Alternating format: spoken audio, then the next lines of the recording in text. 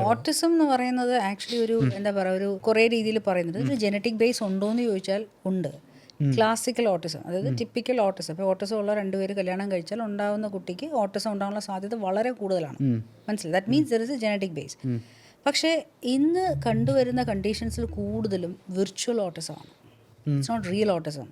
അതായത് ഇപ്പം അതിൻ്റെ ഡെഫിനിഷൻ ഇതാണ്: ഒരു ദിവസം 3 വയസ്സിൽ താഴെയുള്ള കുട്ടി, 3 years ബിലോ ആയിട്ടുള്ള കുട്ടി ഒരു ദിവസം 2 മണിക്കൂറോ അതിലധികമോ സ്ക്രീൻസ് ഓർ ഗാഡ്ജറ്റ്സ് യൂസ് ചെയ്യുന്നത് കാരണം ന്യൂറോളജിക്കലി ഉണ്ടാവുന്ന മാറ്റം ഓട്ടിസത്തിൻ്റെ സിംറ്റംസുമായിട്ട് സെയിം ആണ്.